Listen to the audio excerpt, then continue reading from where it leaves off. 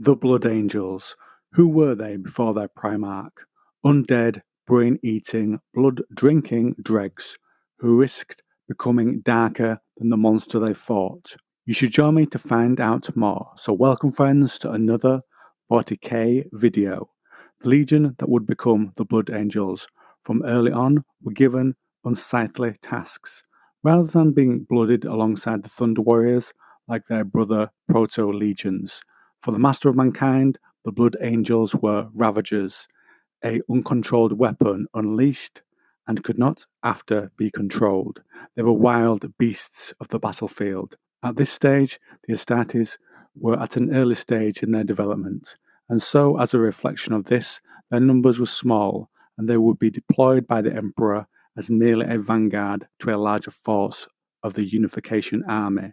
But even in this role, they were a key part, the turning point on which a battle would rest. Most of the Proto-Legions were waging small-scale battles by precision strikes and audacious raids. But this was not the role given to the 9th Legion by the Master of Mankind. They had a lot more Marines compared to the other Proto-Legions, and when they were deployed, they would remove their enemy like a bludgeon, swiftly and brutally. They would also be in places of deep danger, places many could not go, that had been ravaged by earlier wars and still bore the marks of rad phages and chem stains dating back to the wild times of Old Night, when humanity's apex collapsed into isolation and warfare. These deep scars had birthed breeds of twisted and debased forms of humanity.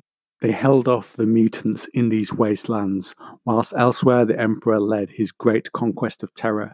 This was a deliberate choice by the future maker of the Imperium. The 9th had been given genetic tools that would help with this role, because those who joined most legions were princes and champions from nations conquered, but those recruited into the 9th were the broken and those with no homes, and the legion gave them purpose by making angels of them. So their first recruits were horribly mutated beasts that the tyrants of old Earth had driven out and hunted. Yet, from such base materials emerged a breed of legionnaires, Astartes, uniformly tall and fair, their features sculpted in stern elegance. Recruits that had survived the purpose were low, as these dregs had been made weak of flesh by the rad zones they survived in, but the levels recruited were high compared to others, as they would recruit from entire tribes who would be brought into their ranks for testing from the wastelands, with the prospect of ascension to the rank of the 9th. As the recruitment into the 9th continued, the Red Brothers began to appear. They sang the Legion's praises and made relics from the cases of bullets and scraps of armour the 9th had discarded. Mysticism and religion grew around this. They spoke of sacrifice and blood at their pulpits, and in this role they became indispensable, herding those that came, profiting from bribes and tithes as they preached, and in this way they began to decide who was brought before the apothecaries of the Legion. This changed later when the Emperor declared the imperial truth. The 9th Legion's gun turned on the preachers and recruiters. Their silken caravans were burnt. This was the callous attitude bred into the 9th by the Unification Wars. The 9th also had other darker gifts that led to rumours and established a reputation for them. It gave them the name Eaters of the Dead. After each battle, like wraiths, the angels would hover over those slain and seek out the finest warriors and then gorge on their flesh and blood. This was part of the Emperor's plan, because this would let them absorb the knowledge and skill of the enemy, take their enemy's power and add it to their own. This aided them in two ways, gave them priceless information to deploy in future campaigns, perhaps some weakness they could exploit when they continued to face a certain enemy, and it let the newest recruits' heads be filled with knowledge, quickly making them battle-ready, and it edged them towards becoming the monsters they fought against. This hunger for blood comes from the organ called the homeophagia, created by the mind of the Emperor. It lets his legions absorb memories and skills from eating the brains. The organ extracts information from what is eaten, and that person's memories and experiences are added to the eater's own. The organ within the 9th Legion had mutated leading to the flesh and blood rituals, which had become a part of the character of the Legion. This also meant they took on other grisly practices, like they would cannibalize their own, eating fallen captains, so the skill and experience they would not otherwise be able to gain back were brought back into the Legion, and those who ate from the captains took on the captains' names. This became a tradition of the Legion that pushed others away, and seemed to have ended when the Great Angel came.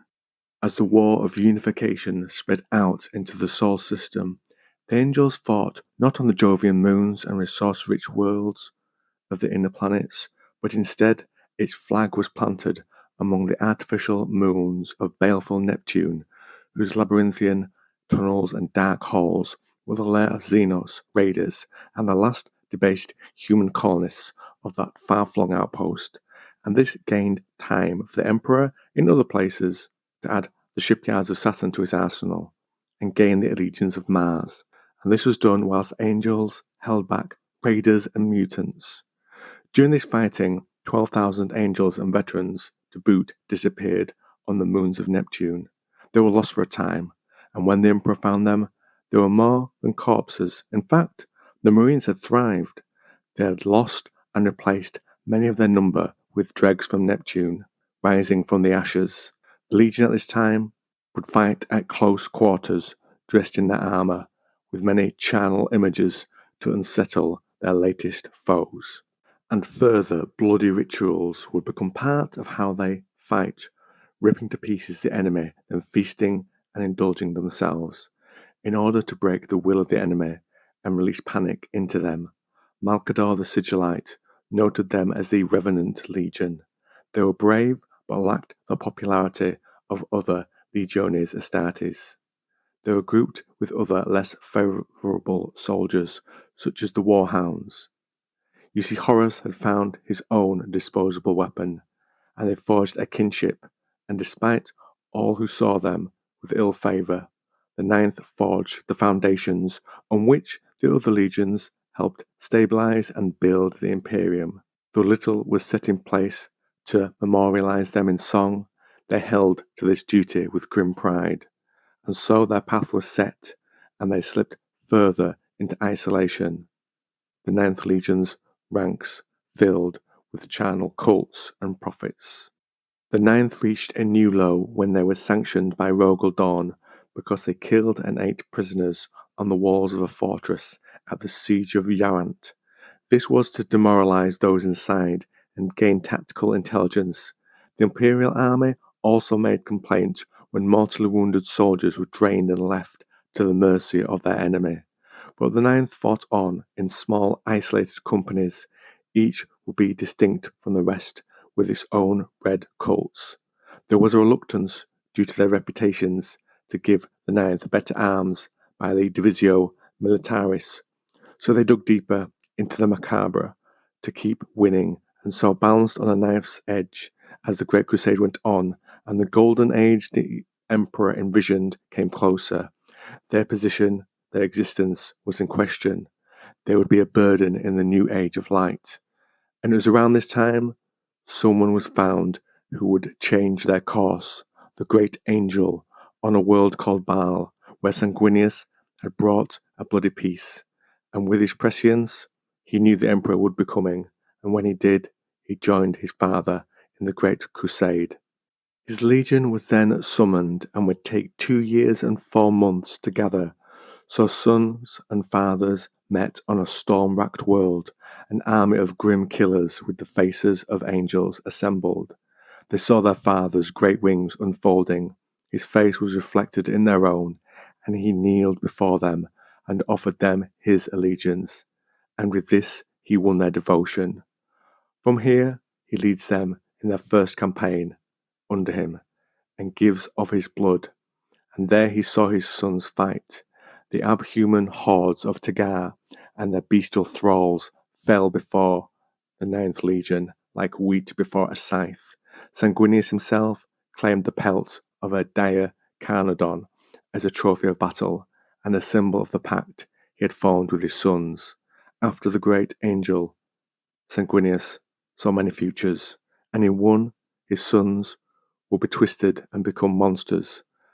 But Sanguinius had seen in the battle a spark of nobility within them, and he tells them, even though a darkness hangs over them, a future soaked in blood and horror, they are angels yet, angels of blood. And so these blood angels, the Ninth Legion, fought with Horus and his legion. The War Master had been a mentor and a friend to the great angel, so each company fought alongside one of Horus's lunar wolves, one of his companies, for a decade, and they experienced many forms of war alongside them, and with their aid they gained new respect in the eyes of their peers. But each campaign was not random, it was a test, a way to teach them, part of a larger strategy, a way to heal the Legion's wounds, to instill in them pride, not just in simple carnage, but in showing the imperial creed of Horus's warriors to stand equal alongside them. They fought soldier to soldier with the imperial fists in a year-long siege on Anaxis 12, and learned the value of brotherhood. They learned discipline from elder reavers on Cambiole and Prahalt. From their father, amongst the Cantoran colonies, they learned mercy as he led them on a peaceful pacification. They lost their stigmas and managed to find a new path. They learned fury tempered by wisdom, blood hunger chained with discipline. The rough beasts they had been did not return to Baal. The blood angels did. And it was there the two halves of this legion were joined as one. And that, friends, is where I end today's video on the Blood Angels, one of my favourite chapters. What do you think to the origins of the Blood Angels? I would love to see a series of books detailing them and the other legions in this early period. Not likely, but a possibility. Is there anything I've missed? Is there anything you'd like to see on the channel? I'm here. Talk to me.